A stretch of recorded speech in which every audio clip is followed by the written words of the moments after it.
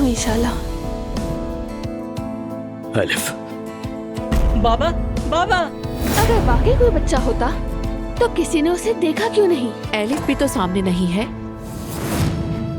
जब तुम घर छोड़कर चली गई थी तो कहाँ गई थी? मैं वाकई तुम्हारे बच्चे की माँ थी।